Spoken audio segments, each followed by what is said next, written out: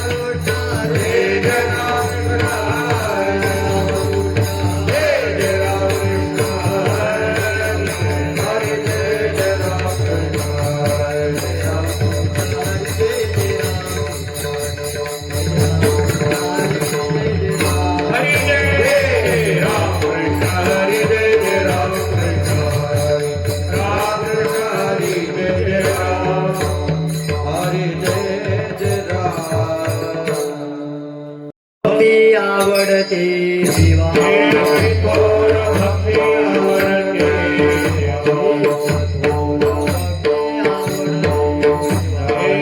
थोर भक्ती आवडते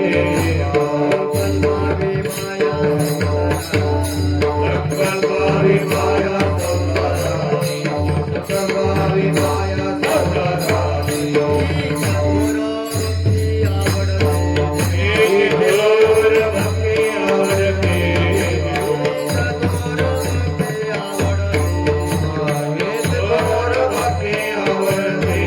संकल्पावी माया संकल्पावी माया संसाराची संकल्पावी माया संसाराची हे आनंदे तैसेची राह हे आनंदे तैसेची राह हे त्यागो द्यावे समाधान हे त्यागो द्यावे समाधान वाहिल्या उद्वेग दुःखाचे केवळ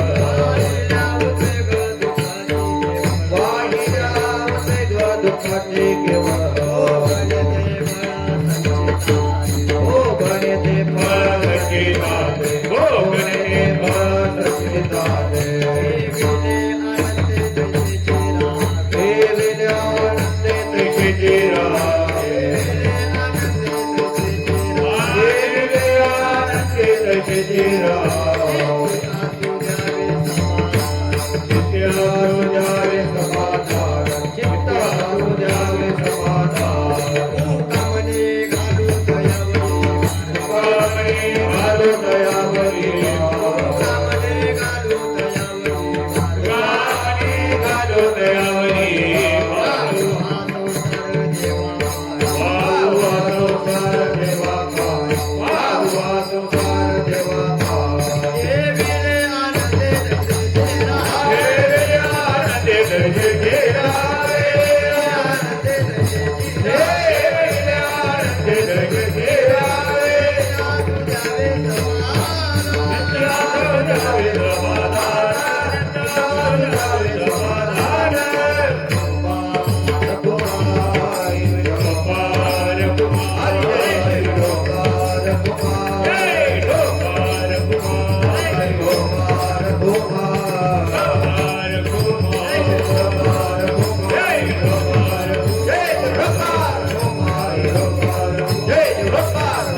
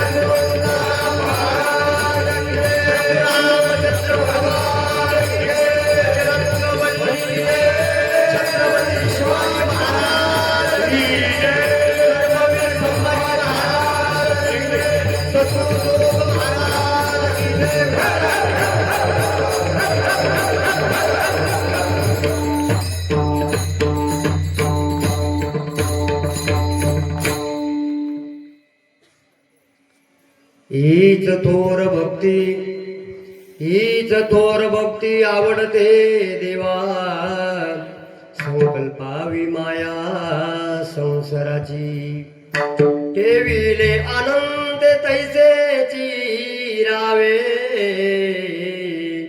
चित्ती असू द्यावे समाधान, वाहिल्या उद्वेग दुःखाची केवळ भोगले ते पळ संचिताचे, ठेविले आनंदे तैसे चिरावे, चित्ते असू द्यावे समाधान, तुका मने घालू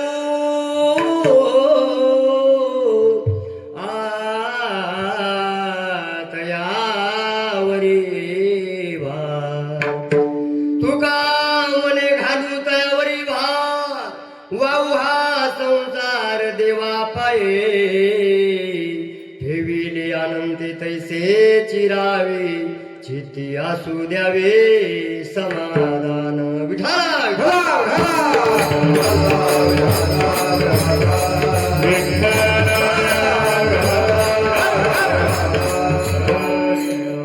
मूक करोति वाचनं पंगुलंगायति गिरिं यात् कृपातमयं वन्दे परमानन्द माधवम्. करारविन्देन पदारविन्दं मुखारविन्देन विनिवेशवन्तं, वटाशपत्राश पुटे शयनं बालमुकुन्दं मनसा स्मरामि. श्रीकृष्ण राधावर गोकुलेश गोपाल गोवर्धननाथ विष्णु, जिये पियुषमूर्तमेत देव गोविंद दामोदर माधवीति. महायोगपीठे तटे भीमारत्यं वरं पुण्डरीकाय दातुं समागते तिष्ठन्तमानन्दकन्दं, परब्रह्मलिङ्गं भजे पाण्डुरङ्गं.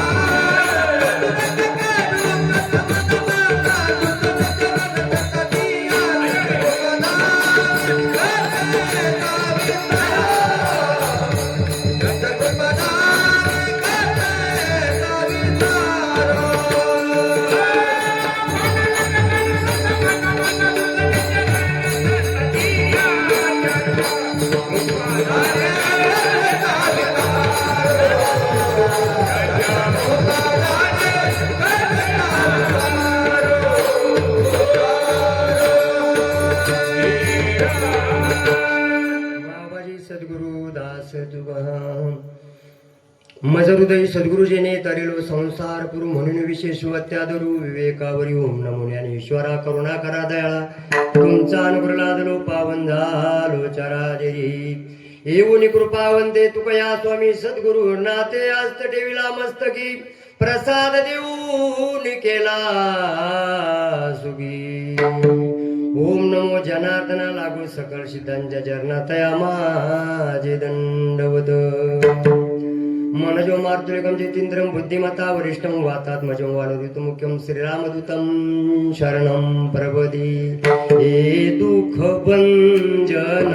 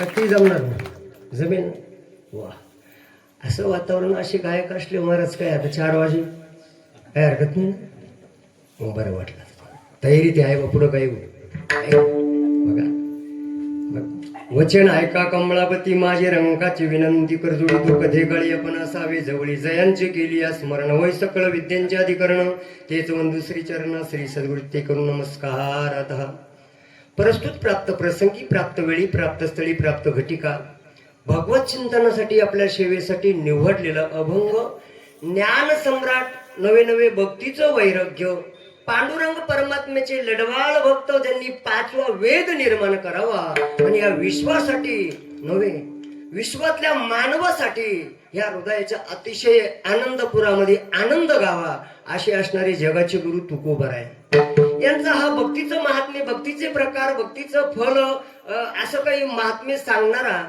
गोड असा भक्ती पर प्रकरणातील आपला चिंतनीय अभंग आणि ह्या चिंतनीय अभंगाचा आपल्याला सारांश बातम्या बघायच्या आहे या 4 चरणांच्या गोड तुकोबरायांच्या अभंगावर भगवान परमात्म्याचं गोड चिंतन आपल्याला मांडायचं आहे म्हणून सगळ्यांनी आनंदाने आनंदपुरात टाळी वाजवली पाहिजे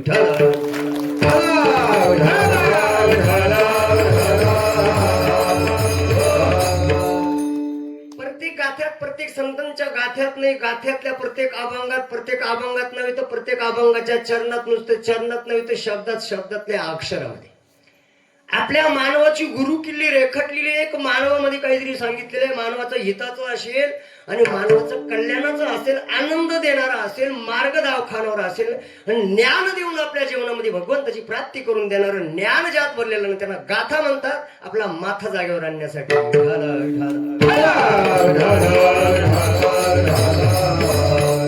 ह्याही अभंगात काहीतरी तुकोबरांनी इच्छा प्रकट केलेली असेल कारण की प्रत्येकाच्या जीवनामध्ये प्रत्येकाला जो मनुष्य देहामध्ये आलेल्या मानवासाठी जो फक्त दिसायला माणूस आहे राहायला राक्षस आहे कुत्रा आहे मांजर आहे डुक्कर दिसायला माणूस पण असे पण दिसतात बघ का आपण एखादं डुक्कर जर गटारीत लोळलं तर आपण होतो अरे अरे अरे अरे काय डुकरा सर डुक्कर लोळतो यात फरक नाहीये याच्यात नवल नाही डुकरा सारखा लोळतो यात नवल आहे का दिसायला माणूस आहे राहायला डुक्कर आहे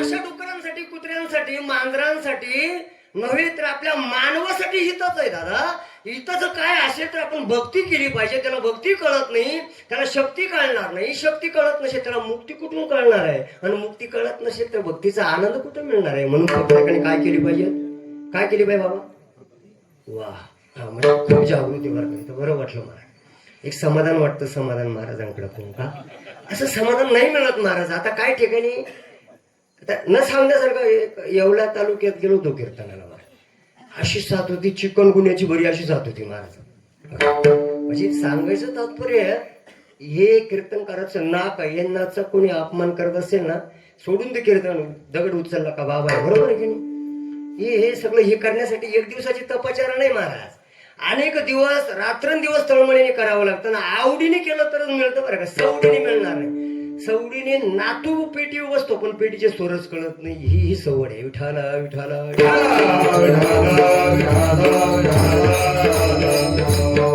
म्हणून या ठिकाणी हीच थोर भक्ती का हो, हीच थोर भक्ती. देवाला आवडणारी भक्ती वेगळी का? मग देवाला आवडणारी व्यक्ती कुठली तरी असायला पाहिजेत ना. मग कुठली तिचा विस्तार तुकोबारायांनी या ठिकाणी करण्याचा प्रयत्न केला. कुठली? संकल्पावी माया संसाराची. अरे संसारावरलं प्रेम काढा, संसार वस्तूवरलं प्रेम काढा, देहादी देहा वस्तूवरलं प्रेम काढून जेव्हा भगवान परमात्म्याच्या चिंतनाकडे आपण बघू, त्याच्या नामाकडे बघू, नवीन त्याच्यावर प्रेम करून जेव्हा त्यांना समर्पित करू सर्वस्व, तेव्हा तो आपल्याला जवळ घेणे. हीच थोर भक्ती आवडते देवा. आपल्या संकल्पाने जी माया असते ना, ही काढा ना थोडी, टाका ना त्याच्यावर. काय बिघडणार आहे? नुसतं याला धर त्याला धर, वस्तू सगळं आपलं आहे भाऊ.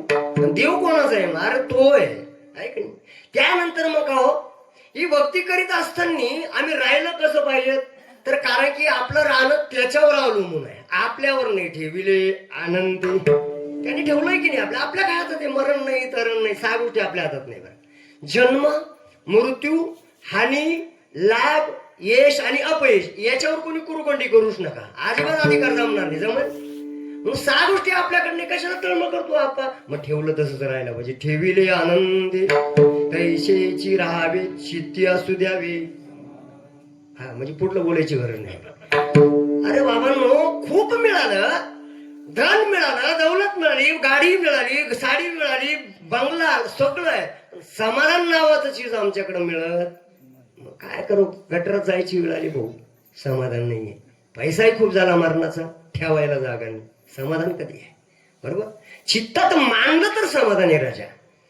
का समाधान मानायचं माहिती का? तिसऱ्या चरणामध्ये त्याचा विस्तार आहे. वाहिल्या उद्वेग दुःखाची केवढं. जर तुझ्या प्रारब्धामध्ये जर दुःखच लिहून ठेवलेलं आहे, सटवीने टाकच टाकून ठेवलेलं आहे, तर तुला कधी त्यात बदल करता येणार नाही, दुःखच भोगावं लागणार आहे. म्हणून ठेविले आनंदी तैसेची राहावे, चित्ती असू द्यावे समाधान. दुःख भोगावंच लागणार आहे ना दादा. मग कशाला त्याची चिंता करतो? चिंता करायची नसेल ना, हा दुःखाचा हा गाभा आहे ना, हा त्याच्या चरणावर टाक ना. तू का म्हणे घालू तयावरी भार, वाहू हा संसार. अरे त्याच्या पायी वायल्याशी तुला उमारणारच नाही आपण. नाही तर मग कुठून आपले मला जमत नाही. ते म्हणतात ना काय, वनी गुचकीन गाया पुचकी, पण मला एवढं जमत नाही भाऊ. कारण की मग काय तुमची भाषा जमणार नाही मला. सांगायचं तात्पर्य आपल्या हातात काहीच नाहीये. म्हणून समाधान माना, ठेवलं तसं राहण्याचा प्रयत्न करा. भक्ती केली तर ते कळणार आहे. आणि भक्ती करत असताना भगवान परमात्म्याचं चित्तात समाधान मिळणार आहे. समाधान जर मिळत नसेल भक्ती करून, तर संसार सरळ त्याच्या चरणावर व्हायला पाहिजे. हे सर्व भावार्थ तुकोबारायांनी मांडला. विठाला विठाला.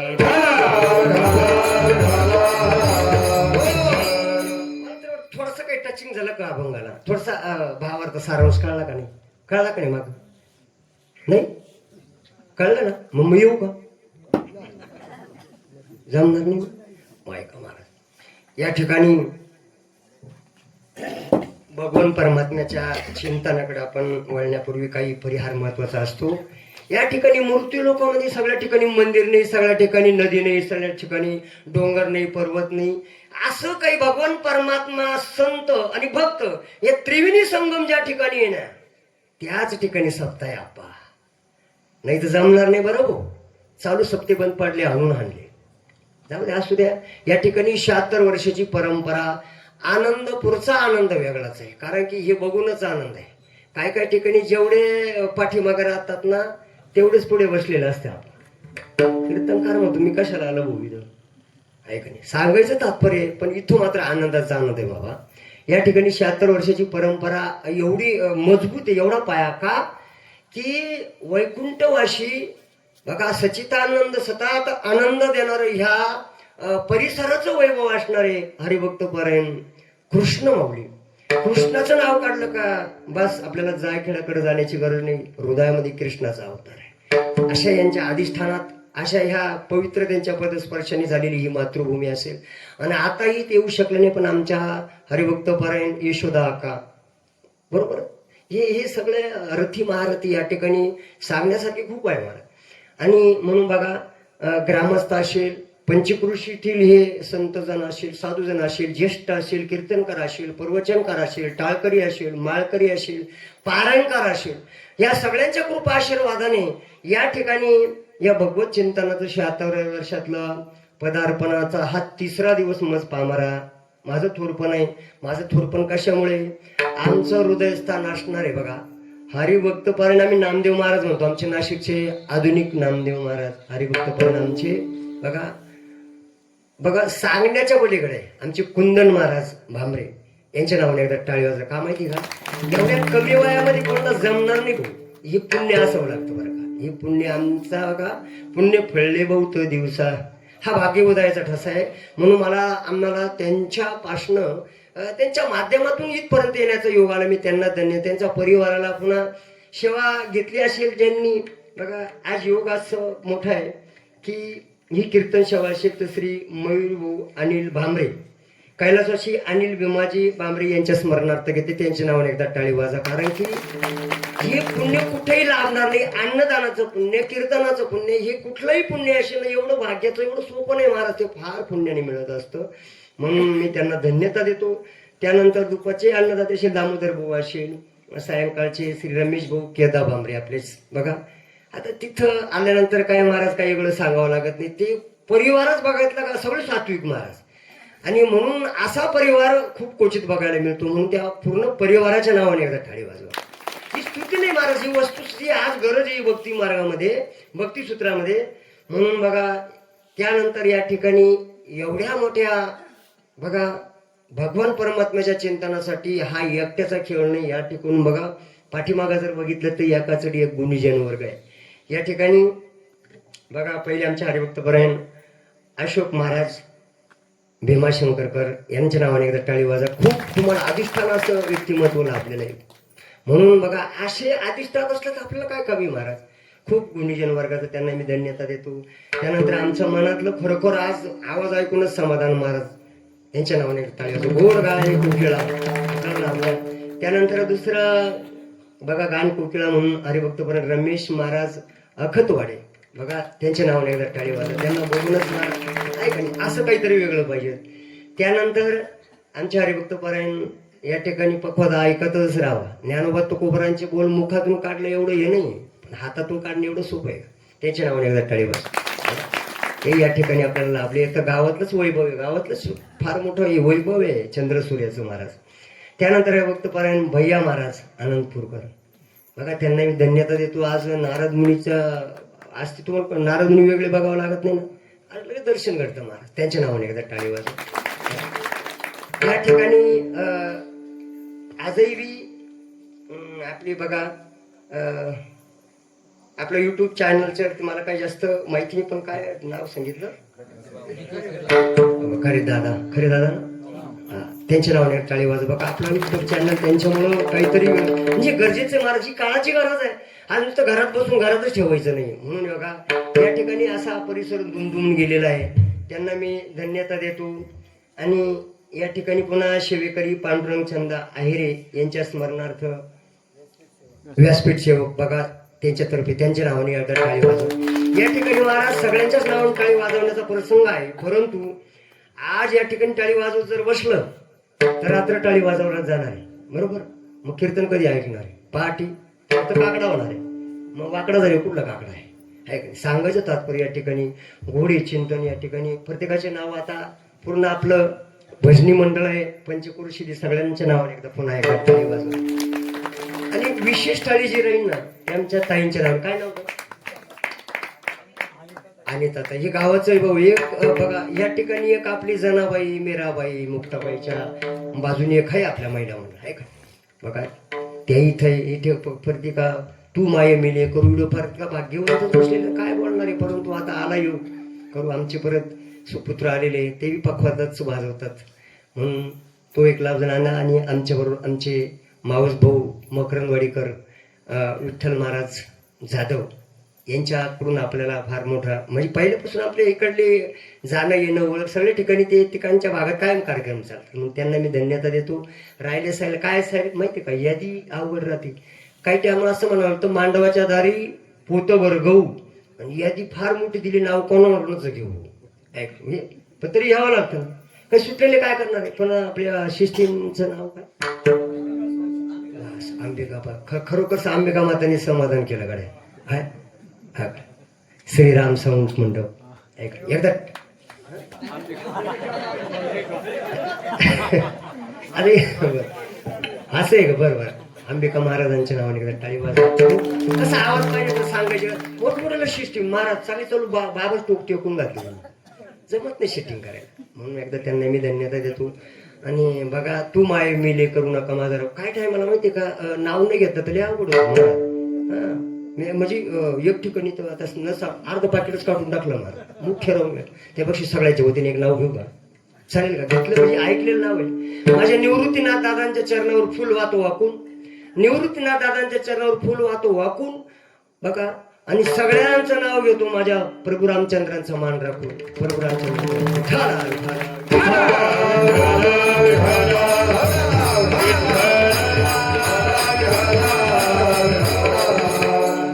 हीच थोर भक्ती आवडते देवा. कुठली थोर भक्ती. कारण की भक्ती करायला मनुष्य देहामध्ये आलेल्या जीवांना सांगितलेले. मनुष्य देहामध्ये 5 ज्ञानेंद्रिय पंचमहाभूतांनी बॉडी बनवली. त्यात 5 ज्ञानेंद्रिय 5 कर्म इंद्रिय 10 झाले. 10 आणि पंचमहाभूत 15 झाले. त्यानंतर पंचविषय 20 झाले. 21वा मन, 22वी बुद्धी, 23वा अहंकार, 24 नंबरची स्थूल प्रकृती, 25 नंबरचं तत्व, 15वा देसात्व श्लोक. ममांशी जीवलोके जीवभूता सनातना मन षष्टानी इंद्रियानी प्रकृत स्थानी कर्षती.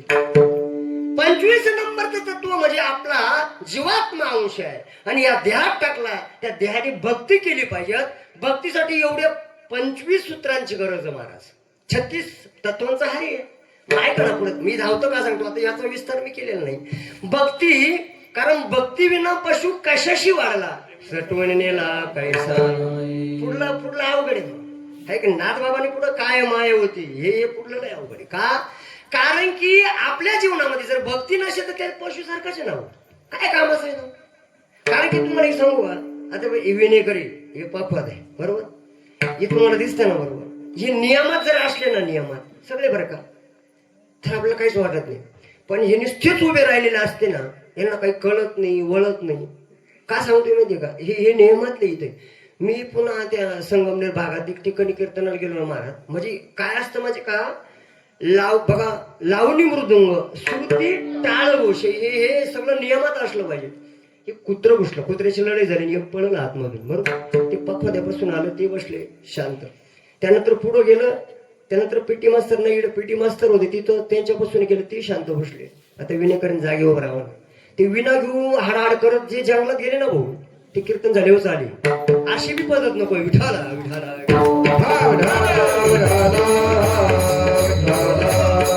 म्हणजे नियमबद्ध भक्ती करत असताना आम्हाला ते कळलं पाहिजे. आणि भक्ती करत असताना पहिले 6 अंग माझ्या तुकोबरांनी इथं सांगितलेले आहे. 6 अंग. कारण की आता तुकोबरांचा अधिकार मी सांगत नाही. तुकोबरांचा अधिकार आपण, तुकोबरांचा अधिकार सांगण्यात मजा नाही. आपण तर सांगूच हो बरोबर. तुम्हाला एक प्रश्न करू का, तुकोबरा खरोखर तुकोबरांचा गाथा बुडाला कोणी कोणी बघितलं. तुकोबरांचा गाथा पाण्यात बुडले ऐकून का तुम्ही. बरं कोणी कोणी बघितलं वर बोट करा. नाही बघितलं. मग कशावरून म्हणते. काही तर तुमच्याकडे पाहिजेत ना महाराज. कशावरून म्हणता तुम्ही. हा तुम्ही एवढी का बरं घाबरतो कशामुळे. मी येऊ का 76 वर्षाची परंपरा आहे. उत्तर द्या तुम्ही. तुम्हाला एक सांगू का, कारण की कीर्तन हे नियमात असलं पाहिजेत आणि प्रश्न उत्तरात असलं पाहिजेत. कारण की जयाची म्हणे कथेचा कंटाळा होती त्या चंडाळा बहु जायचं. निस्ता कथेचा हे आलं कोणी आता कधी 9 वाजतील आणि कधी 10:30 वाजतील. असं नाही ना. मग सांगायचं तात्पर्य आहे की नियमात असलं पाहिजे. नियम आपल्याला माहितीच असतात. बिडी ओढू नये, तंबाखू खाऊ नये, झोप घेऊ नये, बडबड करू नये. बिडू कवून येईन जन्म बेडका. तंबाखू ओढून काढलं जो धूर बुडेल ते घर तिने पापी. अरे सोपं नाही दादा. कीर्तन आहे. कीर्तन चांग वयांग हरीचं रूप होत असलं तर बदल झाला पाहिजे की नाही. मग सांगायला पाहिजेत आपण की ह्या जीवनामध्ये तुकोबरांचा अधिकार आपण सांगण्यातही नवल नाही. आपण गाथा करून सांगणार आणि आपल्या माथ्यात येणार. परंतु एका दुश्मनाने सांगावं रामेश्वर भट्टांनी का म्हणे रामेश्वर भट्ट द्विजा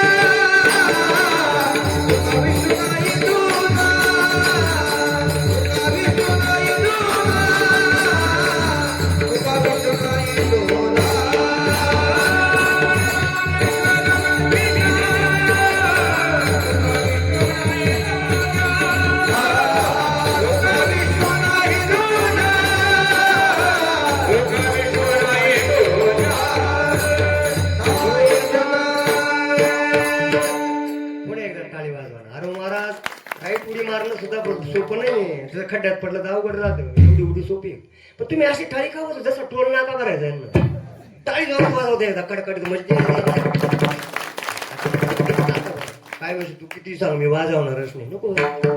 इथं टाळीने वाजव तिथं मात्र तुला वाजवणं अशी बेकार टाळी वाजवावं लागते ती भाऊ. तुला पुन्हा तर आठवणार नाही किती जन्म. जाऊ दे असो. भगवान परमात्म्याचं चिंतन आहे. म्हणे रामेश्वर भट्ट तुझ्या आणि तुका विष्णू किंवा तुकिता तुलनेशी मग तुकाशी त्यांनीच आरतीत गायलेली रामेश्वर भट्टांनी महाराज.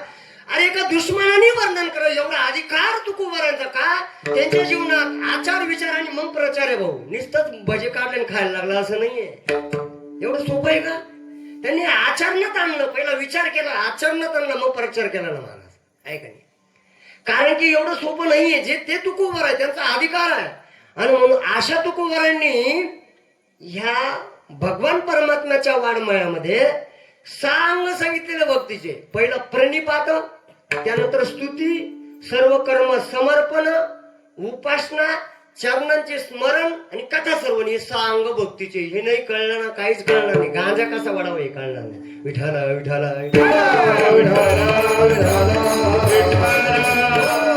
आपलं जास्त विस्तार नाही करता येणार. पण प्रणिपात म्हणजे काय. प्रणिपात हा तुम्ही म्हणजे तुला कशाला आले आता तुमचंही बरोबरच आहे ना मला सांगून टाकू काय हरकत नाही. प्रणिपात म्हणजे दंडवत नमस्कार आहे का. आणि तो जर आपल्याला जमला नाही भक्ती जर करायची असेल तर तो जमला नाही तर त्याने भक्ती करता येईल का. चला पुढे. प्रणिपात स्तुती. त्या भक्तीमध्ये भगवान परमात्म्याची संतांची स्तुती करता आली पाहिजेत आपल्या मुखाने. इकडे शिव्या घालू आपण आहे का नाही. वक्तृत्ती बोलणं कर्कश बोलणं हे वाचिक पाप आपण करू पण चांगलं बोलणार नाही. कारण की चांगलं खायलाच राहत नाही. दात पडू पडू आणले आणि हाडकं फुडू फुडू तुटले. मग काय म्हणजे चांगलं खाल्लं तर तुला चांगलं रक्त बनेल की नाही चांगली बुद्धी येईल ना बाबा. म्हणून सांगायचं तात्पर्य भगवंताची स्तुती करावी लागते. त्यानंतर तिसरा भाग जर बघितलं सर्व कर्म समर्पण. कारण की कर्माचा दोष आपल्याला का लागतो तो आपण मी केलं मी आणि माझे हे दोन शब्द मराठीत आणि संस्कृत मध्ये म्हणलं तर अहम आणि मम. म्हणजे माझं करता करता का बाळवलं कशाला माझं करतं. आम्ही केलं नाही म्हणणार. आम्ही केलं त्याला कमी वाटतं महाराज. काय त्याचं नरसळ कुठं काय माहिती. आम्ही म्हणतच नाही. तो माझं हे मी केलं. अरे तू काय केलं. तुला करणारा बाई काय बाई तू आली म्हणतो महाराज मी किती सुंदर आहे किती सुंदर असा अहंकार झाला असा अहंकार म्हणलं. आई इकडे तू खूप सुंदर आहे हे मलाही मान्य आहे. पण तू असं कधी म्हणली का माझ्यापेक्षा मी किती सुंदर आहे यापेक्षा मला बनवणारा किती सुंदर असं याचा कधी विचार केला का नाही ना. मग हा अहंकार पेटून नाम है तेरा पालनहारा नाम है तेरा पालनहारा कब तेरा दर्शन होगा जिसकी रचना इतनी सुंदर वो कितना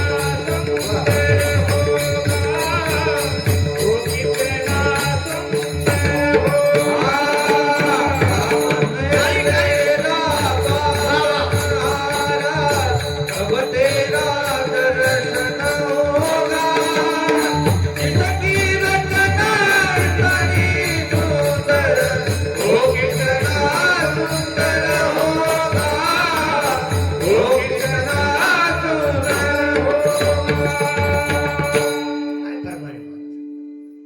असं बघा ही पाच बरोबर फिटिंग आहे महाराज. आणि सांगायचं तात्पर्य तो सुंदर बनवणारा तो किती सुंदर आहे. आपल्याला किती प्रॉपर्टी तो देणारा. तुम्ही विश्वनाथ दिनरम कमी अनाथ. अरे अनाथच आहे तू को बरं आहे म्हणतात. म्हणून आपण बरोबरी करण्यापेक्षा त्याला स्तुती करायचं शिका. सर्व कर्म कुठलंही कर्म करा त्याला वाहून टाका, दोषच लागणार आहे. तिसरं तत्व. चौथं तत्व उपासना करा. कुठल्या तरी अनादिकालापासून दोन भगवान परमात्म्याच्या मूर्ती म्हणजे बघा सगुण रूपातल्या, तो एक तर विश्वाचा नाथ असेल, विष्णू असेल किंवा शिव असेल, आडवा असेल किंवा उभा असेल हे बघू नका, ते साथ आहे. ते साथ आहे. विष्णुमय जग वैष्णवांचा धर्म भेदाभेद ब्रह्म मंगळ. कारण की ती अनादी काळापासून आला भगवान परमात्मा आहे आणि त्या भगवान परमात्म्याची आपण उपासना केली पाहिजे. मग शिवाची केली किंवा आपल्या इष्ट देवतेची करा. इष्ट देवता, कुलदेवता, ग्रामदेवता, स्थान देवता, वास्तुदेवता, लक्ष्मी नारायण देवता, शिव पार्वती देवता, भ्यो नमो नमः. अरे तुम्हाला जेवढं करायला काय होणार आहे? कारण त्या देवतेची आपण अधिष्ठान जोपर्यंत उपासना करत नाही तोपर्यंत आम्हाला भक्ती कळणार नाही. आणि त्यानंतर उपासना झाल्यानंतर काय सर्व कर्म झाले. आणि मग बघा चरणांचे स्मरण ऐका. ध्यानमूलम गुरुर्मूर्ती, पूजामूलम गुरुर्पदम, मंत्रमूलम गुरुर्वाक्य, मोक्षमूलम गुरुर्कृपा. गुरुच्या कृपेने मोक्ष मिळणार आहे. पण बघा या बघा गुरुने दिलेला मंत्र बघा, गुरुचं चरण बघा, चरणांचं स्मरण करा. जोपर्यंत स्मरण करणार नाही तोपर्यंत भक्तीला उठाण येणार नाही, भक्तीला कुठला आनंद मिळणार नाही, तत्व कळणार नाही. आणि त्यापुढे बघा शेवटचं तत्व या ठिकाणी भगवान परमात्म्याचं आहे. चरणांचे स्मरण आहे का नाही आणि कथा श्रवण. ही कथा आहे. जयाचे म्हणे कथेचा कंटाळा. अरे कंटाळा करू नका संडाळा, उडत संडाळा होणार आहे का? कथेचा कंटाळा आहे. पण कंटाळा करण्यापेक्षा ती कथा कशी आहे, भगवंताचं चरित्र काय, संतांचं चरित्र काय, आपलं चरित्र कुठं जोडत बसतो. हे सहा बघा भगवान परमात्म्याच्या तत्वाकडे नेणारे, भक्तीकडे नेणारे सहा अंग तुकोबरांनी मांडले. विठाला विठाला. आता या बघा या तत्वांकडे आम्ही बघत असताना आता भक्ती कुठली करायची, का करायची, भक्तीचे प्रकार कुठले, भक्तीचं फल काय, मग हे बघत असताना बघा तर भगवान परमात्म्याचा आता भगवान परमात्मा मुख्य जर बघितलं ना तो दोन रूपामध्ये घडेल आहे का नाही. भगवान परमात्मा किती रूपात आहे का नाही. तुझ सगुण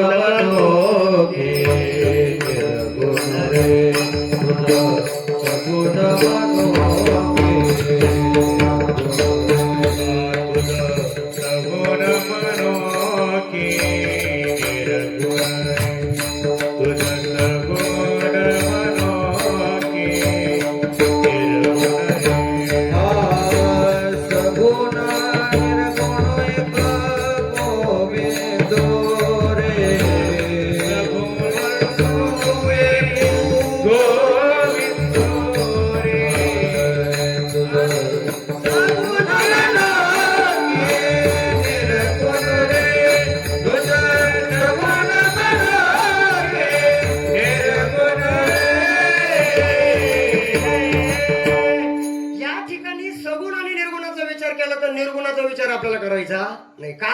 निर्गुण कळत नाही, त्याला आकार नाही, उकार नाही, तो दिसत नाही, कळत नाही. मग सगुणाकडे आम्हाला जायला सांगितलं. बरं सगुणाकडे जात असताना प्रामुख्याने सगुणाचं रूप आम्ही बघितलं तर सगुणाच्या सुद्धा 3 भक्त्यांमध्ये त्याचं विस्तार केलेला आहे. आपल्या भागवतकारांनी काही काही ठिकाणी त्याचा विस्तार करत असताना बघा 3 भागात त्याचं. एक तर सात्विक भक्त आहे का नाही, सात्विक भक्त, तामस भक्ती आणि राजस भक्ती, ह्या 3 मध्ये वर्गीकरण केलं. बरोबर. आता तामस भक्ती काय, दुसऱ्याच्या नाशा करता जो करतो ना भक्ती.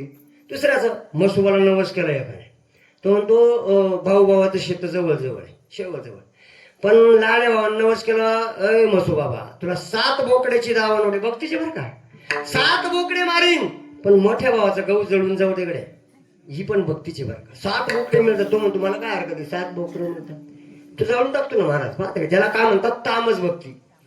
पुढे जाऊन बघितलं राजस, करोडपती बनावं वाटतं, कोणाला कोणाला वाटलं 4 गाड्या, काय काय ना वाटलं 10 माड्या आणि 2 साड्या असं म्हणतात बरं का.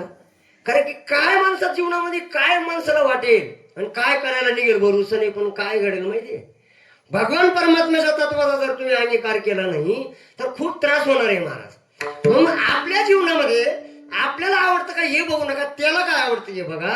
आवडीने भावे हरी नामगेशी तुझी चिंता देशी सर्व आहेत ना, किंवा आवडे हे रूप गोजिरे सगुण. आपल्याला काय आवडतं हे महत्वाचं नाही, तर त्याला आवडणारं आपण करा. घरात त्याला आपण जर आवडतो. मग काय होतं माहिती का, देव माझा माझा माझा, देव माझा माझा माझा, देव माझा माझा मी देवाचा, देव माझा माझा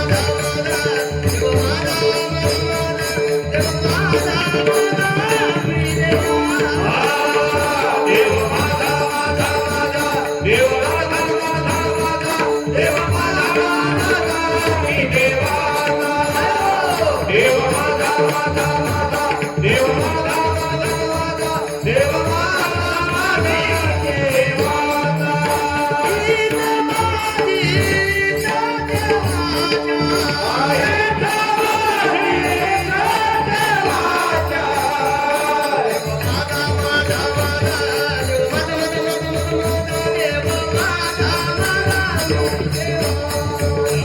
देव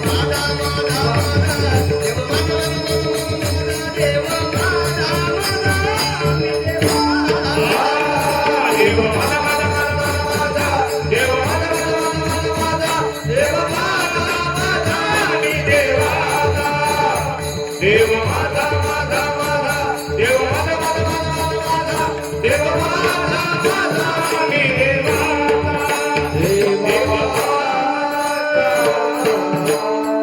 अरे त्याला माझं म्हटल्याशी तू कशाला माझं म्हणणार आहे?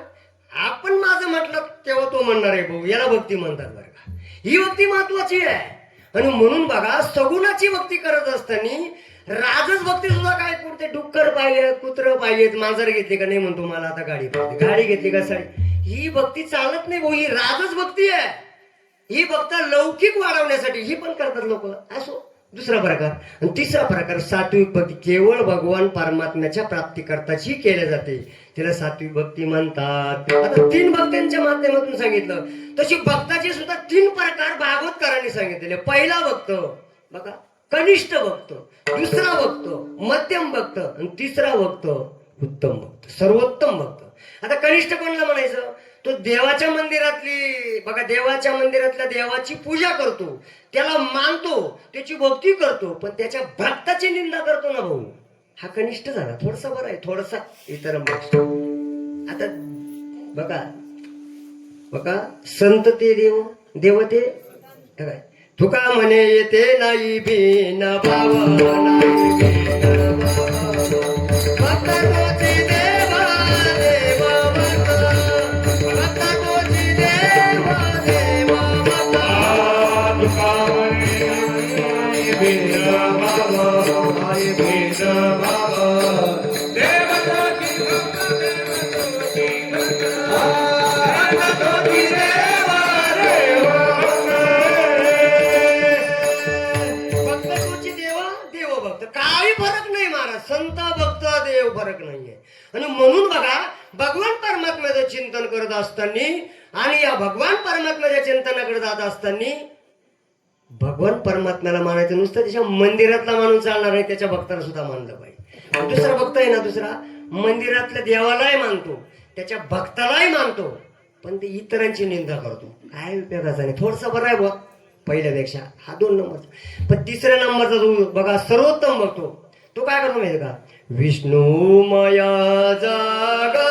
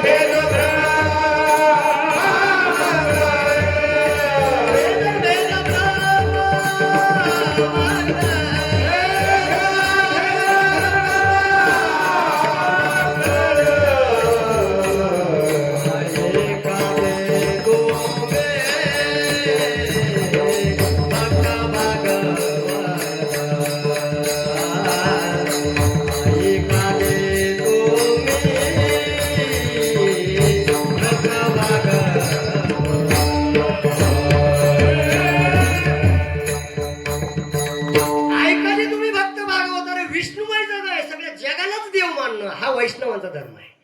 जगात भेदाभेद नाहीच आहे, कारण की जिथे भ्रम आहे बघा, जिथे भेद आहे तिथं वाद आहे, जिथं वाद आहे तिथं दुःख आहे, जिथं दुःख आहे तिथं पाप आहे, तिथं पाप आहे आणि तिथं भोग आहे. तुमचं काय म्हणणं आहे? भोग आलाच ना, पाप केलं मग भोग भोगणारच ना. मग सांगायचं तात्पर्य आहे की भेद करू नका दादा, हा सर्वोत्तम भक्त आहे ना महाराज. अजून पुढे जाऊन जर सांगितलं ना, गीतेमध्ये भगवंताने 4 प्रकारचे भक्त सांगितले. चतुर्विद्यम भजन्ति महाजना स्वीकृतीने अर्जुना पार्थ जिज्ञासुरार्थ ज्ञानीच भरत वर्षवा. पहिला भक्त आर्थ भक्त आहे का नाही, काहीतरी घेण्यासाठी भक्ती आहे का नाही. सुदामाने मुठभर पोहे दिले, सोन्याची सुदाम पुरी केली. बिभीषणाने सुद्धा मदत केली, लंका सोन्याची घेतली. काय अर्थ. त्यानंतर कुठला, त्यानंतर पाहिला तर अर्थार्थी भक्त. हा बघा, संकट काळी भगवान परम आपलं सॉरी उलट सांगितलं.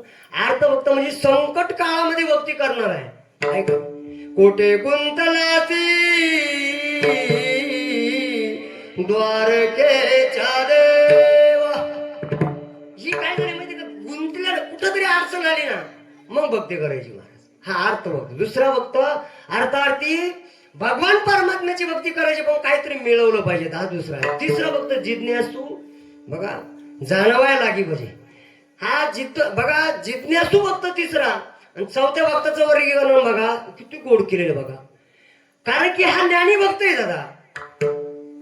बघा, देवी मदशी एकवट जे झाले गा ज्ञान चौकट तया पुनरावृत्तीची वाट मोडिले गा. ज्ञानोबरा म्हणते ज्ञान झालंच ना दादा, ज्ञान पुन्हा त्याला जन्माला येण्याची गरज नाही. हा ज्ञानी भक्त आहे. ज्ञानी भक्त श्रेष्ठ आहे. तुम्हाला असं नाही कळणार. एक छोट्याशा दृष्टांतानी बघा, थोडे टाळ्या वाजव म्हणजे कळेल. विठाला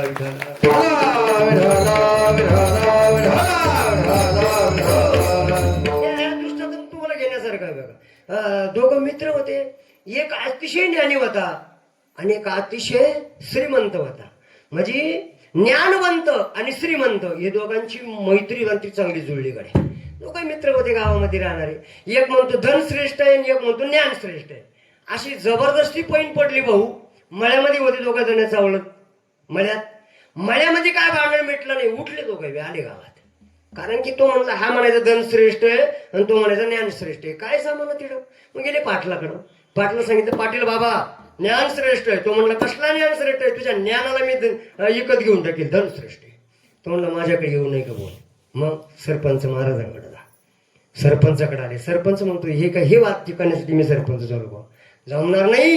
मग रस्त्याला कोणालाही विचारता मी जमलं नाही भाऊ, जमलं नसत्यांना. म्हणले मग आता पूर्वीच्या काळची गोष्ट आहे आणि राजेशाही पद्धत होती. मग म्हणले आपण आता इथं जमणार नाही, चला राजाकडे.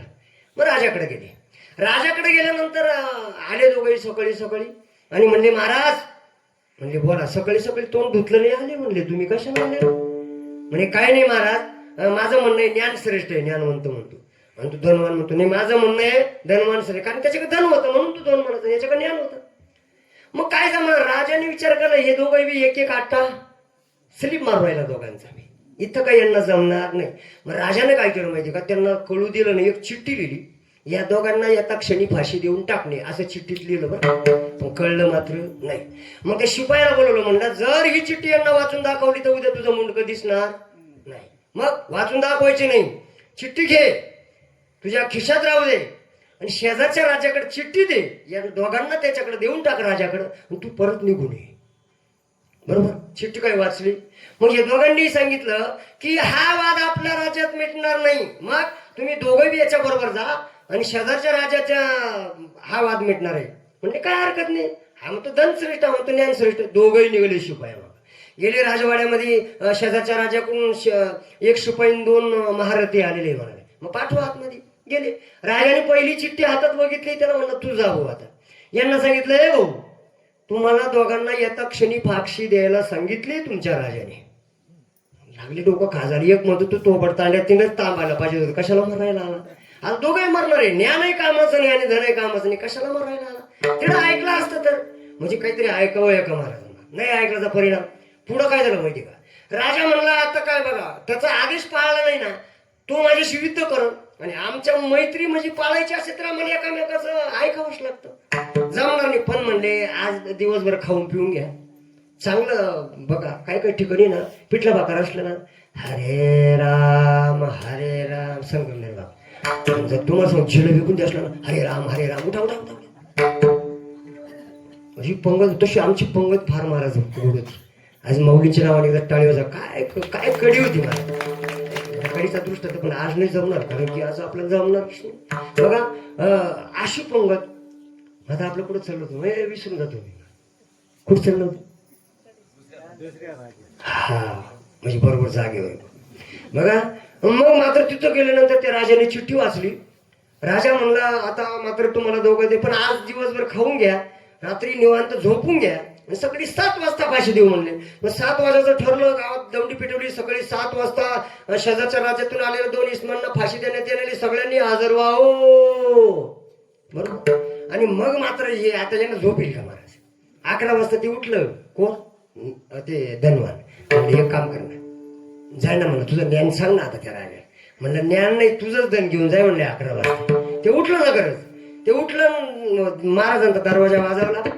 आता ते महाराज होते, तर राजे होते, तर दरवाजा कोणीच वाजवलं. ते राजे आले वाय, आणि आल्या पहिला फाट केलं मारला महाराज. बाय एकदम बरोबर टायमिंग फटका बसला त्याचा.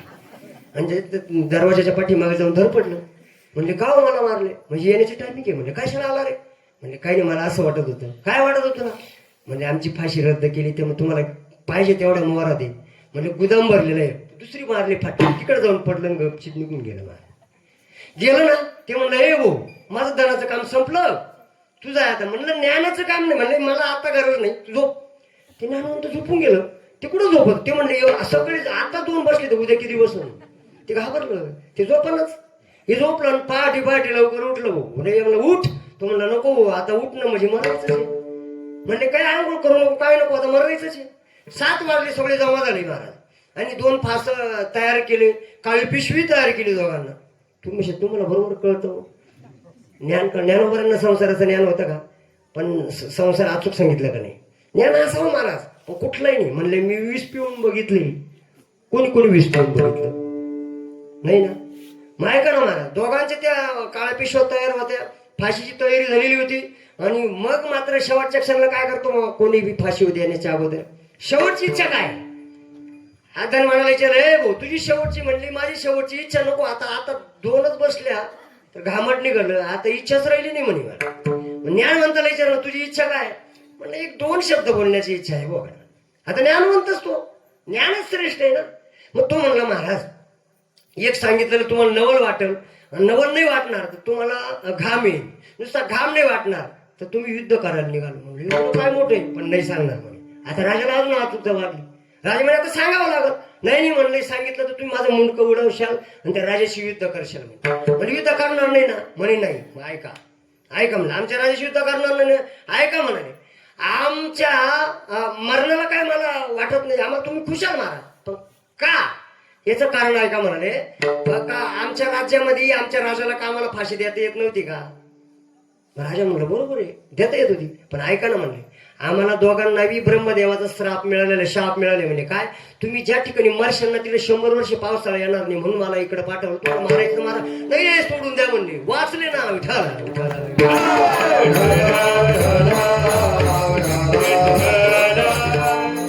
ज्ञानवंत आहे, गुणवंत आहे, भाग्यवंत आहे. अरे ज्ञान असावं महाराज, कुठलंही नाही असं. पोचट ज्ञानाने काय होणार नाही. हे पोपट ज्ञानी पुढे जाऊन पंचासारखं फडफड करतील बरोबर. अरे भरीव पाहिजेत भाऊ, भक्तीचं ज्ञान भरीव आहे बरोबर. आणि पुढे जाऊन जर गेलात ना, भगवान परमात्माचं चिंतन आहे बघा. कारण की आम्ही ना पुढे शेण खायला लागतो. शेण का आमच्याकडे, कारण की संशयावनी थोर आणि पाप नाही गोर, हा विनाशाची वागोर प्राणियांची. अरे प्राण्याला ही नाश करण्याची वागोर कुठून येणार आहे? तुम्ही शंकाच करू नका. शंका आहे ती जिडं तिडे शंका. आता मग खरंच का त्या सत्य असेल का? मग भक्ती केले देव भेटेल का? मग आमचा जन्म मृत्यू खरं? अरे तू कशाला शंका घेतोय या भाऊ? तू करून ते बघ ना. काही ठिकाणी तुम्हाला हे सांगू का, आता याच्यावर तुम्हाला विश्वास ठेवायचा असेल ना, याच्यात बघा, तर तुम्हाला प्रमाण दिलेले भगवंताने आहे का? कुठल्याला प्रमाणाशिवाय चालत नाही काय. मग त्या ठिकाणी आमचं प्रत्यक्ष प्रमाण असतं, अनुमान प्रमाण असतं, अनुभव प्रमाण असतं, शास्त्र प्रमाण असतं. असे 4 प्रमाण तरी तुम्ही गृहीत धरा. पहिलं शास्त्र प्रमाण, आम्ही शास्त्रावर विश्वास ठेवतो. आणि मग आम्ही कृती करतो, तो आमच्या जीवनामध्ये आम्हाला अनुभव येतो. बरोबर आहे? म्हणजे सत्य हे शास्त्र, हा शास्त्राचा प्रमाण आहे. त्यानंतर अजून कुठला? अनुभव. आता अनुभव, साखर गोड आहे का तिखट आहे का आंबट आहे? मला वाटलं तिखट आहे, तुम्हाला काय वाटतं? तुम्ही कशाने सांगू राहिले? अनुभवाने सांगताय ना. तुम्ही म्हणशाल महाराज तुम्ही येडवलंय, कारण की तुमच्याकडे साखरेमध्ये मिरची कालवत असतील म्हणून. हा, कारण की तुमचा अनुभव तुम्ही मान्यच करणार नाही. कारण की अनुभव येण्यासाठी त्याला प्रमाणाची गरज आहे महाराज. अनुभव घेतला, प्रमाण फिक्स आहे का? साखर गोड आहे, बरोबर, हे अनुभव प्रमाण आहे. चला पुढं. आता तुम्ही प्रत्यक्ष प्रमाण. तिसरं, प्रत्यक्ष तुम्ही जर बघितलंय ना, काळे महाराज मी बघितलं का? चष्मा लावतो.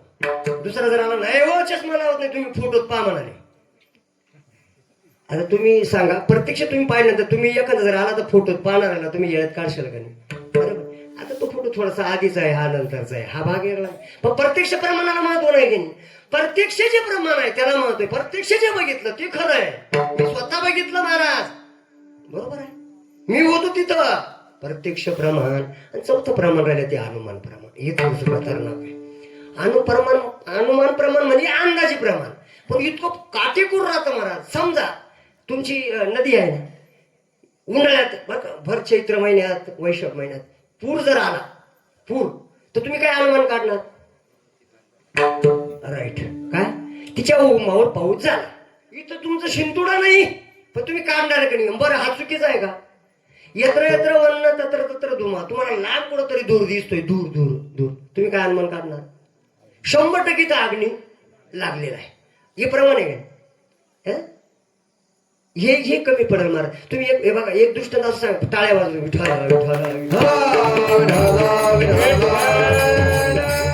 हे कमी पडेल थोडस. एकच दृष्टांत ऐकून घ्या.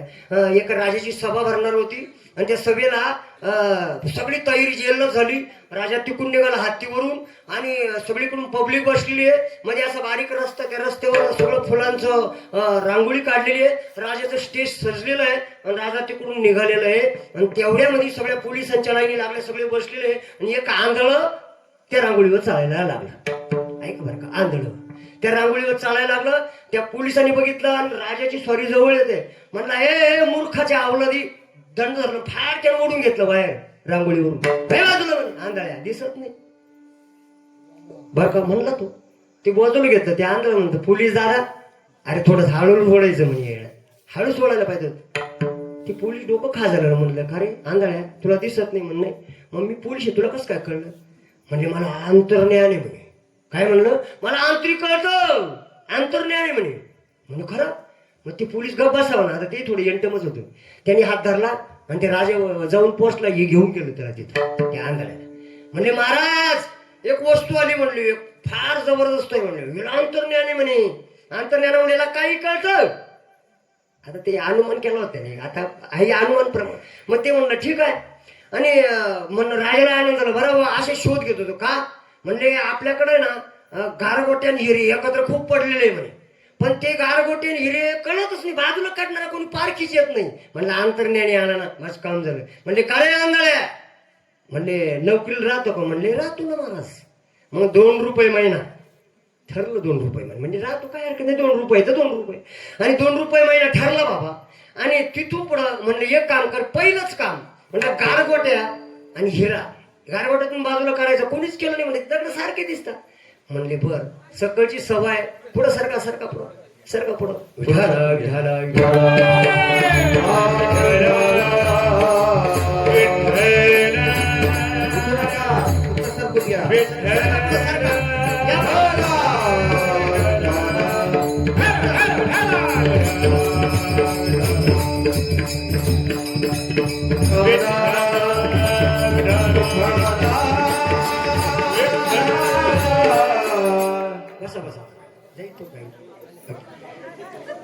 बोलू नका फक्त, बोलू नका. पाहिजे पुढे येऊन बसा. पुढे भरपूर जागा आहे. आजी या, मावशी या, इकडे जा, जागा भरपूर. काय बोलण्यापेक्षा इकडे येऊन बसा, काय बरोबर, बोलू नका. आणि मग ऐका ना महाराज, ते आंधळाला सांगितलं त्या गारगोट्यान तू हिरा बाजूला करणार म्हणे. करणार म्हणजे ती उन्हाची तिरीम पडली. म्हणजे थोडे वेळ उन्हात ठेवा. ते एका ताटात घेऊन आले, उन्हामध्ये गारेगोट्याने ते ताट ठेवलं आणि 10 मिनिटामध्ये मग आंधळा म्हणतो आणा माझ्याकडे बरं. मग ते बसलं बरोबर, ते हाताने चापायचं एक बाजूला हिरे बाजूला काढले त्याने बरोबर, आणि ते गारगोट्या बाजूला काढले. राजा म्हणले हे खरंच असेल कसे? मग त्याने चांगला किमतीचा पारखिवान बोलावला. तो म्हणला आज चुकी एकदम बरोबर आहे म्हणले.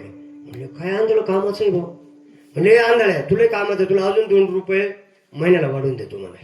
राजाने 2 रुपये वाढवले पुढल्या महिन्यापासून बरोबर. आणि मग काही आंधळ्याचं, मग आंधळ्याला म्हणे हे भाऊ आता हे बी काम चांगलं केलं बरोबर, पण आम्ही मागल्या वर्षी ना एक महाराणी घेऊन आलोय म्हणे शेजारच्या राज्यात, पण मला रस्त्याने चालली होती तिनं काही विचारलं नाही म्हणले, पण तिची मला खानदान माहिती नाही, तिची जातपात माहिती नाही, काहीच माहिती नाही बरोबर.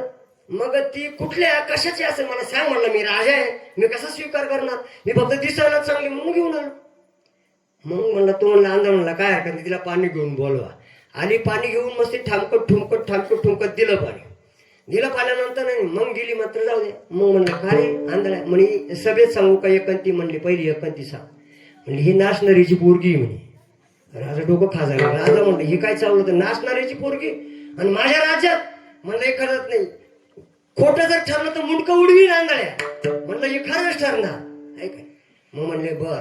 तिला गेलं मागल्या खोलीत घेऊन म्हणले का ग तू कोणाची? म्हणजे नाचणारीची पोरगी म्हणजे मला बाप कसला म्हणले.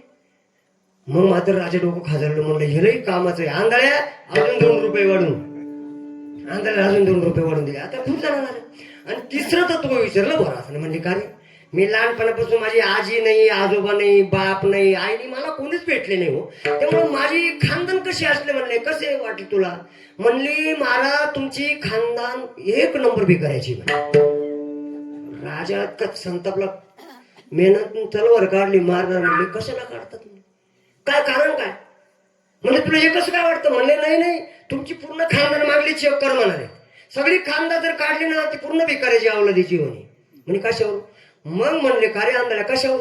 म्हणले ज्या अर्थी तू 2-2 रुपये वाढवतोय त्या अर्थी ती खानदान कोणाची असेल? विठाला विठाला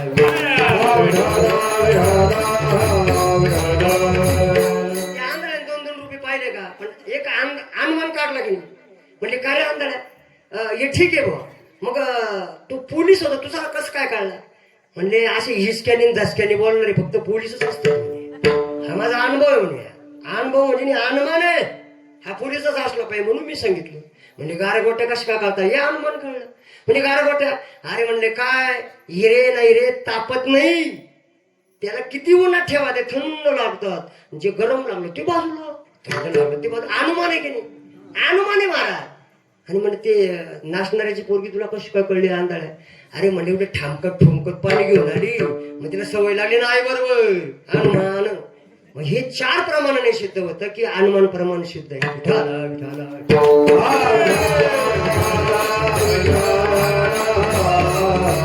नारद सूत्रामध्ये बघा श्रवणम कीर्तनम विष्णवे स्मरणम पादसेवनम अर्चनम वंदनम दास्य सत्य आत्मनिवेदनम. ऐक 9वी भक्ती आहे. 9वी भक्ती का नाही? आता तुम्ही बघा स्मरण भक्तीने वाल्याकुळी असेल किंवा स्मरण भक्तीने प्रल्हाद तरलेला आहे, कीर्तन भक्तीने बघा ह्या विश्वामध्ये नारद तरलेला आहे, शुक्राचार्य. सांगायचं तात्पर्य सेवा भक्तीने लक्ष्मी माय तरलेली आहे, दास्य भक्तीने सख्य भक्तीने अर्जुन तरलेला आहे, आत्मनिवेदन भक्तीने पृथ्वीराजा तरलेला आहे. अशा कुठली तरी एक भक्ती करावी. एक भक्ती जर आपण कुठलीही केली भगवान परमात्म्याला आवडणारी, तर भगवान परमात्मा आपल्याला दूर लोटणार नाही. तर ह्या भक्ती 9 भक्तींच्या पेक्षा अनेक प्रकारच्या भक्ती आहेत. राव रंक हो का उंच नीच याती भक्ती विना माती मुखी. कुठली तरी भक्ती करणे तर माती मुखात भरलेली आहे. आणि अशी भगवान परमात्म्याची आवडीने चिंतन करणारी स्मरण भक्ती असो बघा, कीर्तन भक्ती असो, सेवा भक्ती असो, दास्य भक्ती असो, कुठल्याही भक्तीमधून एक भक्तीची निवड करा आणि त्या भक्तीचा आनंदाने स्वीकार करून भगवंताचं चिंतन करा. यालाच तुकोबारायांनी अभंगाच्या पहिल्या चरणात थोर भक्ती आवडते देवा, थोर भक्ती आवडते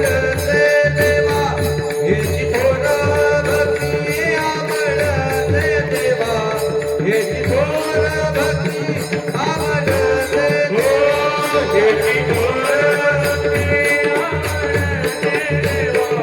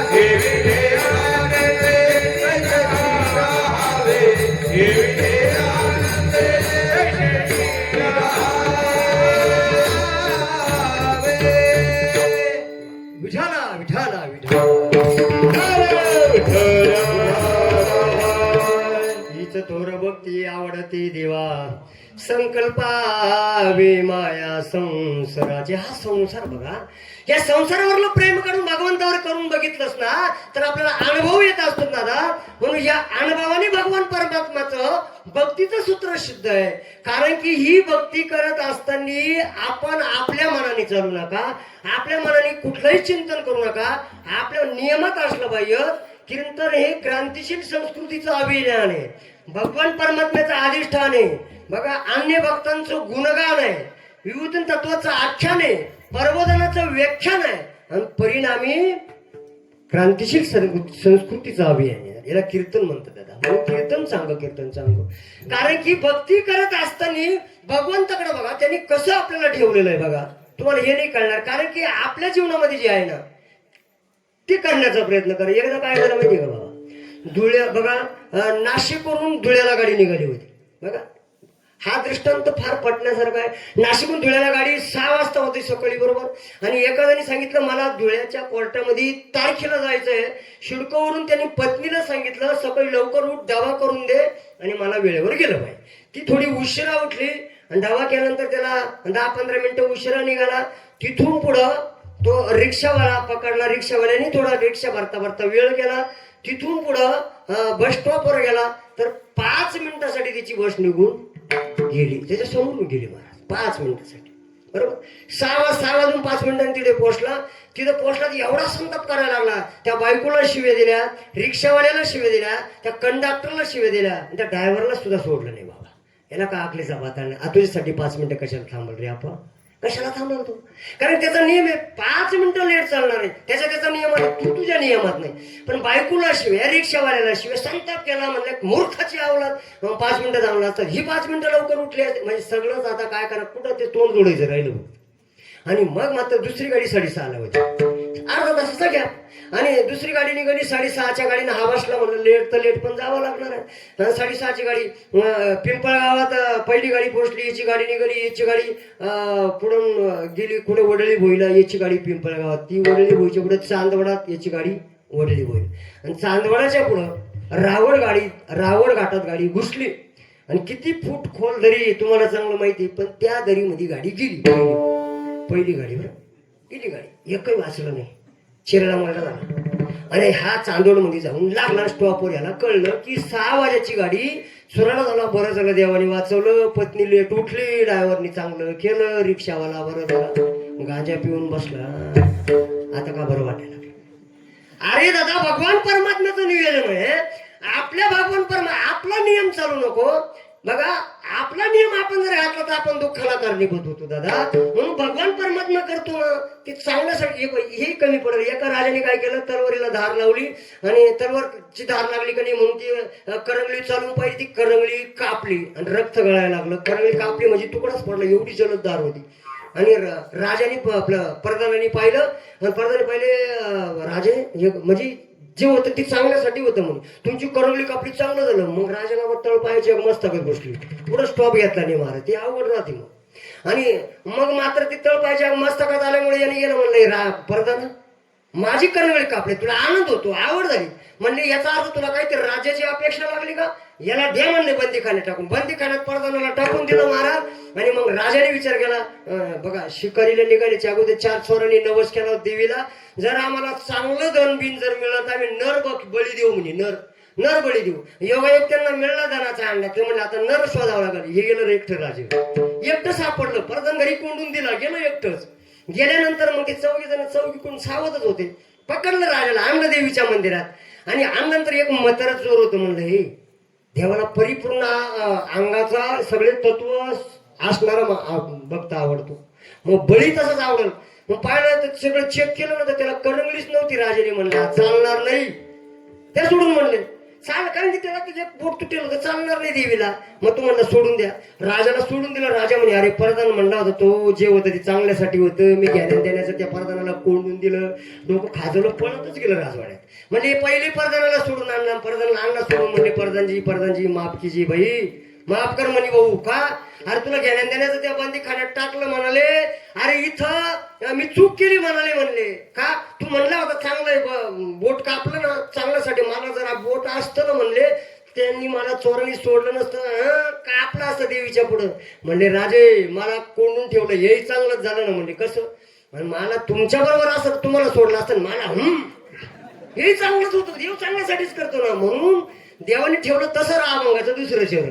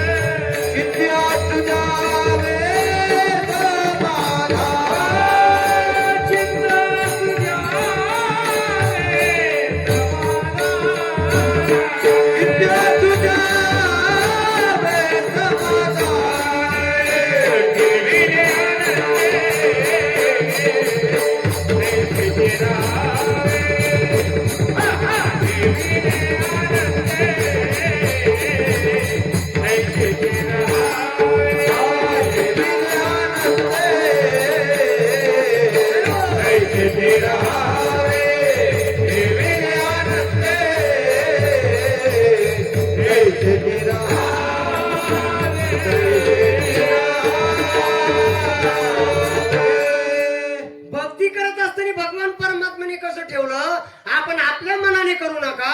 मनो मार्ग गेला तो तेथेच मुकला तो हुकला तो अजून आला नाही. भगवान परमात्म्याची भक्ती महत्वाची आहे. भक्ती सूत्रामध्ये भगवान परमात्म्याचं चिंतन महत्वाचं आहे. चिंतन करत असताना भगवान परमात्म्याचं नामाचं चिंतन का हे नामाचं चिंतन कोणाला मिळत नाही भाऊ. ऐका जन्मजन्मी आम्ही पुण्य केले माझ्या जीवीची आवडी माझ्या देवीची आवडी पंढरपुराने गुडी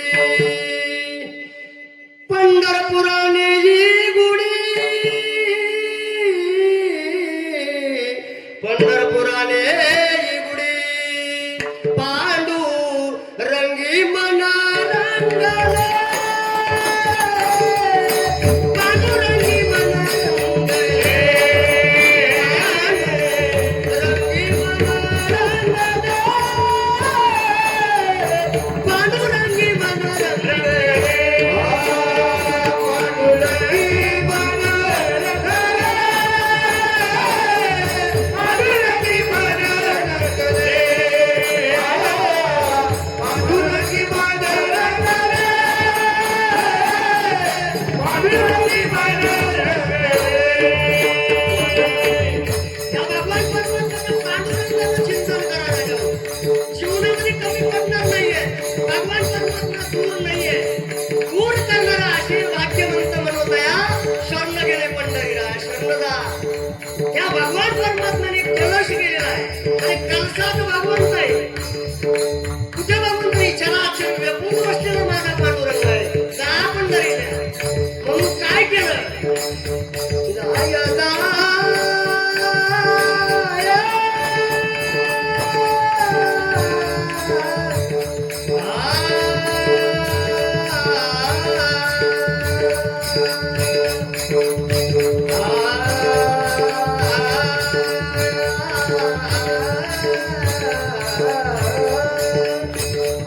जाय जाय तू पंढरी होय होय वारकरी जाय जाय तू पंढरी होय होय वारकरी पाहे पाहे रे पंढरी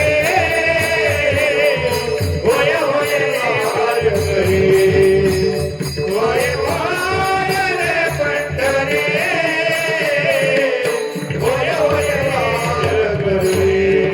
अरे बाल भगवान परमात्म्याची पंढरी बाबा साक्षात आमच्या कृष्ण माऊलींना दृष्टांत नव्हे. साक्षात भगवंताचं दर्शन आहे.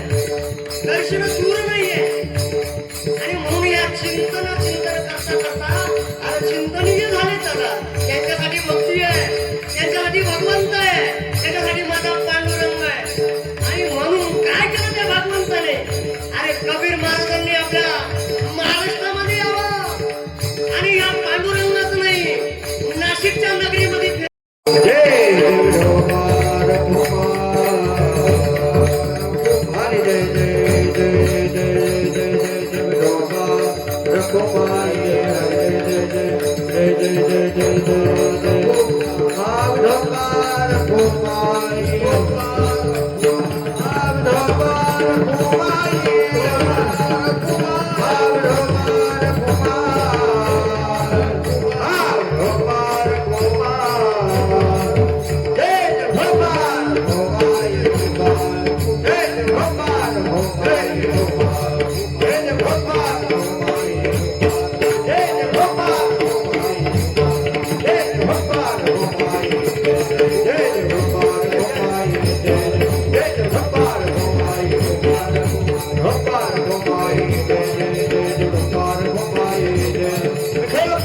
गोपाल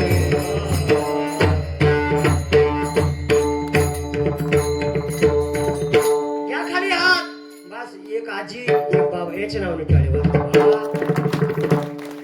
यांना खरं जिज्ञासू भक्त म्हणतात. ही जिद्द आहे. ह्या मूर्ती लोकांमध्ये एवढेच याच्यासाठी त्रासच नकोय म्हणतो. खाल्ला का झोपायचं, खाल्लं का झोप. फिरायला सुद्धा जात नाही भाऊ. असो बघा, आमच्या भाऊंनी एवढी मोठी सेवा आपल्या वडिलांच्या पित्यार्थ केली.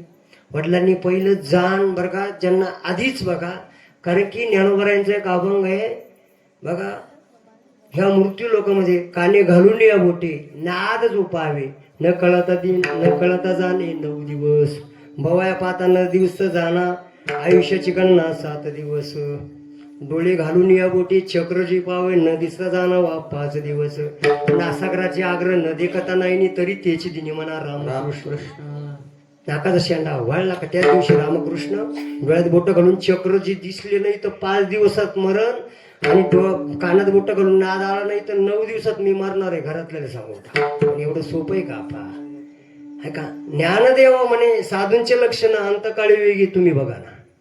हे निवृत्तीनाथांच्याच प्रसादाने मला प्राप्त झालं म्हणाले. सांगायचं तात्पर्य आमच्या भाऊंनी सगळी वडिलांनी सगळी तयारी करून त्यांना आज त्यांनी एवढं गोड सांगितलं वडिलांचं, त्यांना सगळं कळलं. महाराज ही वडिलांची पुण्य आहे.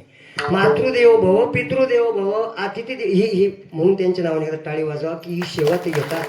कारण की आपल्या गावाचं वैभव आहे, हे चरित्र आहे. आणि आमच्या कुंदन भाऊंचं तर काय सांगावं, आमचे नामदेव महाराज, नाशिकचे नामदेव महाराज ना बघा, ते का सगळं आजचे दृश्य आहे ना महाराज. हे नुसतं पेहरावाच नाही सांगत, आतून प्रत्येक ठिकाणी धावपळ करून आमचे कुंदन महाराज धावपळ करतात, बोलतात, घेतात, आम्हाला बरोबर घेतात. ते बघत नाही वयस्कर आहे कमी, याला खरं भक्तीचं उत्थान आणि आदान म्हणतात. आणि असो या भगवान परमात्म्याची फक्त एक छोटा दृष्टांत सांगणार आणि महाराजांचं म्हणून थोडं शिवाजी महाराजांचं थोडंसं टचिंग करू आपण आणि पूर्ण चालेल ना. बघा, विठाला विठाला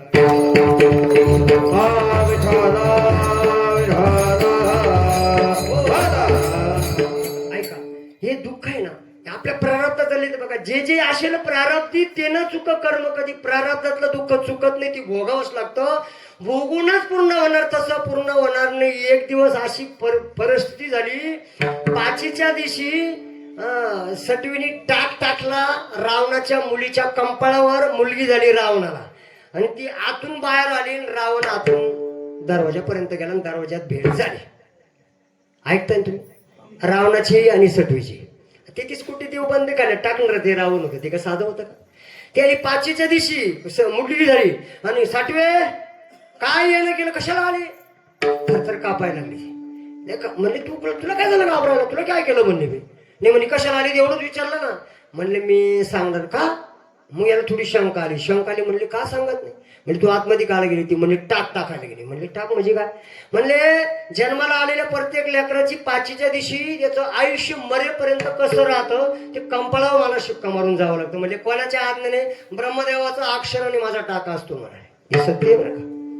म्हणजे असे मग तू टाकला का म्हणले. हो म्हणे मग काय म्हणले असं सांगता नाही येणार. मग आतमध्ये गेली, कुंकू लावलं, आणि तिच्या त्या मुलीच्या कंपाळावर हात मारला तर ते उठून पडलं ते हात. का म्हणे कर्म रेखा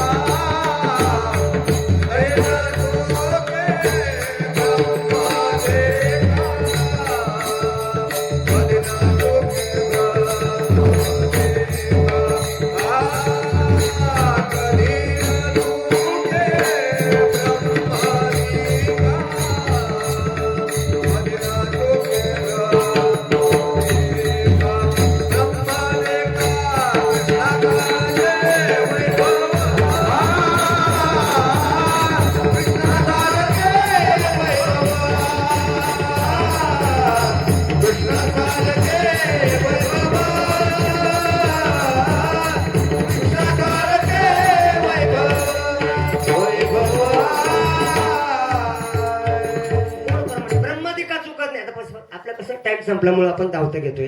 1-2 मिनिटं तुम्हाला तो दृष्टांत तुमच्या पुढे मांडतो.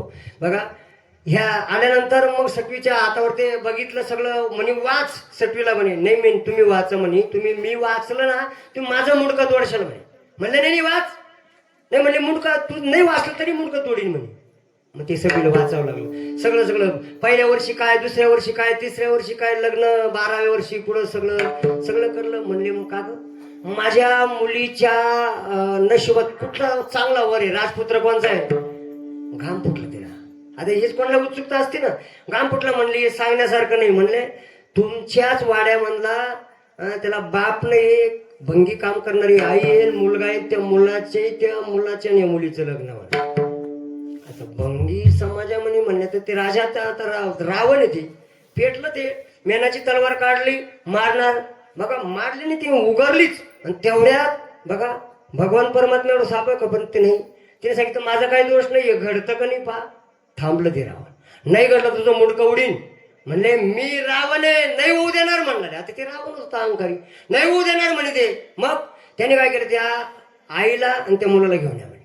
ते घेऊन आलं राजवाड्यावर. आणि मग म्हणले हा मुलगा आहे होय, तुम्ही आता दोघंही मरायला तयार व्हा. बाकीचे म्हणे त्या आईने काय केलं भाऊ, का मारत होते आईला.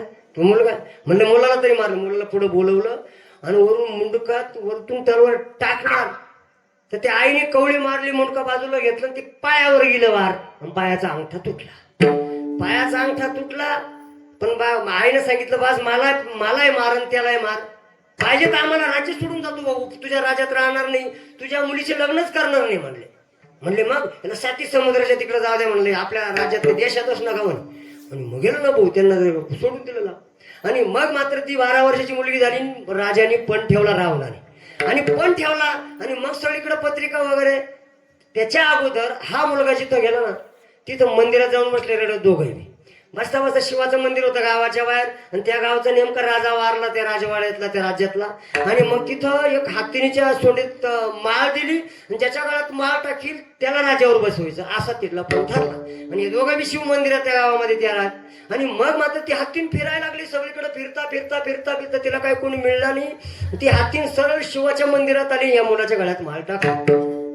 मला गळ्यात माळ घातली. त्या मुलाला वाजत गाजत कुठं नेलं, गावात नेलं. त्याची मिरवणूक काढली, त्याला राजाचा पेहराव दिला. आणि त्या राजावर त्या मुलाला बसवलं. आणि त्या आईला राजाची राजधानीचं नियुक्ती केली. झालं, राज्य स्थापित देऊन टाकलं. पुढं चालत असताना 12 वर्षाची मुलगी झाली. यांचा पण ठेवला. आता यालाही पत्र आहे. आता याला काय माहिती पण त्यालाही पत्र आलं. पत्र घेतलं आणि सगळे राजवाड्यातली मुलं जमा झाले. कुठं? श्रीलंकेला. लंकेमध्ये जमा झाली. आणि मग मात्र एकाचडी एक. पण म्हणलं त्यालाही तसंच केलं. म्हणले आपण हातीच्या सोंडीत माळ दिली रावणाने आणि ज्याच्या गळ्यात घालील ना तो या मुलीचा. आता कुठला येईल म्हणला तो मुलगा. केव्हाच गेला म्हणे 7 समुद्राच्या तिकडे. तुला काय माहिती आप्पा काय. तो आला होता तिला, पण राजा होऊन आला होता ना.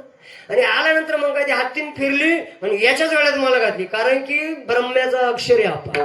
आणि माळ घातली आणि म्हणले वा असा मुलगा पाहिजे होता. तुझे डोळे गेले कामाला कोणला काय आलं मग ते. आणि मग माझं सगळं लग्न बिग्न ताटामाटात मांडलं सगळं केलं. शेवटी काय करतं पाय धुण्याचा कार्यक्रम इकडे नाही करत. आणि मग मांडलं ना पाय धुयाचा कार्यक्रम. आणि मग पाय धुयाला बसले हो म्हणजे का रे तुझा अंगठा म्हणजे तुम्ही नाही कापलं का माझाच अंगठा. तोंड जोडून घेतलं म्हणलं अरे सटीन ब्रह्म याच्यात खोटं नाही म्हणून भगवंतानी संचितता दिलं. तुम्हाला उठल्यानंतर ठेस लागणार ना उजव्या पायाला लागणार म्हणजे लागणार संचित क्रिया मग हे चुकणार नाही म्हणून तुकोबारा म्हणतात हे दुःख भोगावंच लागणार नाही. काय आला चिंता करतो हे अभंगाच्या 3ऱ्या चरणात सांगितलं. वाहिला उद्वेग दुःखाचे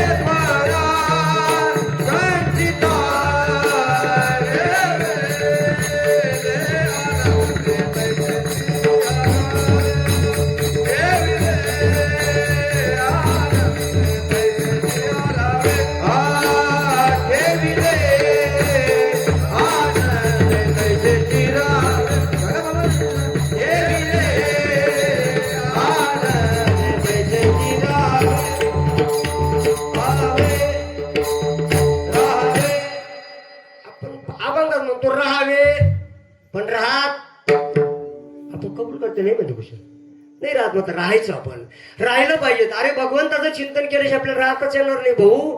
कारण की आपलं दुःख लिहिलेलंच ते भोगणार भोगायचं नसेल ना मग दोघांचं चिंतन केलं पाहिजे.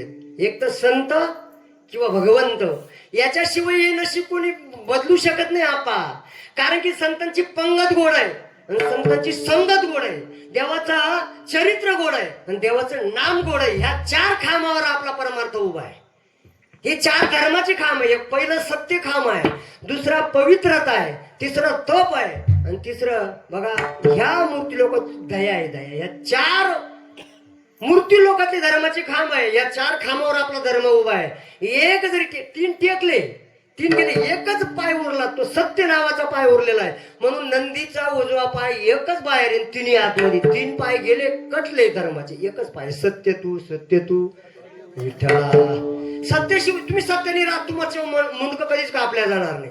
सत्याची कास धरा सत्य परेशान होईल पराजित होणार नाही. का कारण की हे बघा हा दुःखमूळ संसार आहे. गलिष्ठ संसार आहे. संसार म्हणजे गाडग मडक वराटा पाटा पळपट चपाती पोळी याला संसार म्हणतात काही लोक. महाराज पुनरपी जननम पुनरपी